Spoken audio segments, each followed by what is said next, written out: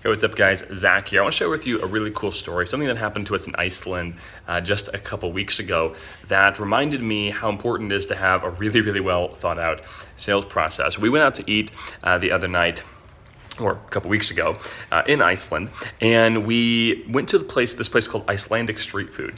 And when we walked in, to be honest, I saw it the very first day we were there, and we didn't eat it till the last day we were there. And the very first day we were there, I saw the place and it said street food. And it had this really, really nice sign on it. I was like, that's like too nice of a sign for a street food place. We've been to a lot of places internationally, and like when you go to a street food place, it's like a street food place. It doesn't have a nice sign. It's kind of off the beaten path. Only locals are there. Like, that's a street food place. Not a place that is beautifully lit up, beautiful sign that says Icelandic street food. Like, that's kind of hokey, right? So kind of avoided it. Well, we're driving home one day from a really long day trip from the glaciers or something. And we're like, dude, I'm super hungry. I don't want to think about it. I just want to go in and go somewhere. So actually, she's on the phone looking up places while we're driving back. And she's like, well, there's a place we went last night, which was called Reykjavik street food, which is very good.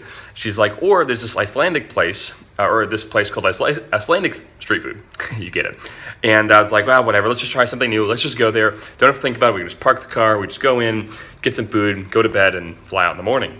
So we park, we walk over there, and we walk in, and this place is awesome. The music's going off. It's like this great music is happening.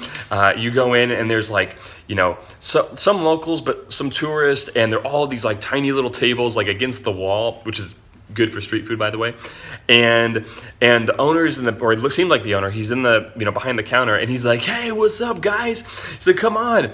And because I'm looking at the menu, he's like, come here, I'll just explain it to you. It's really easy. He's like, okay, so you can either get this, or if you get this, you get everything. And it's unlimited refills on everything. You can literally have anything you want, as much as you want, and you could literally stay here all night if you wanted.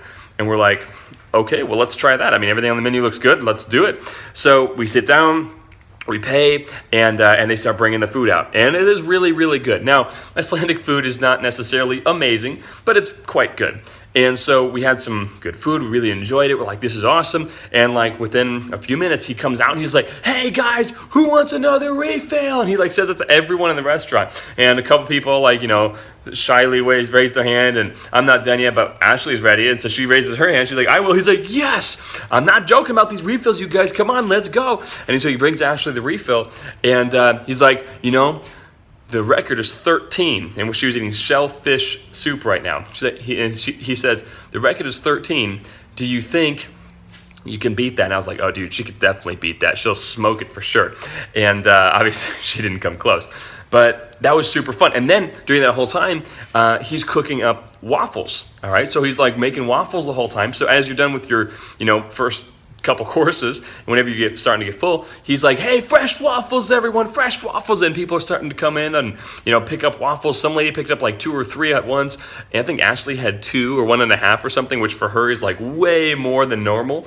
So she was having a good time, which was super fun. And at the end, we're kind of getting wrapped up, and before we're totally wrapped up, the owner comes out.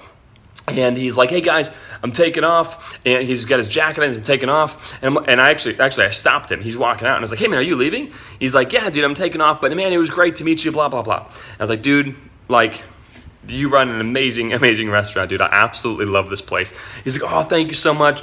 And then he comes around and he gives us this coupon thing. And he's like, hey, if you want to take this, you can just go over there. This is for a free drink at the bar over there. He's like, that's my bar. I own that bar. You can go over and grab a free drink. We'd love to have you, man.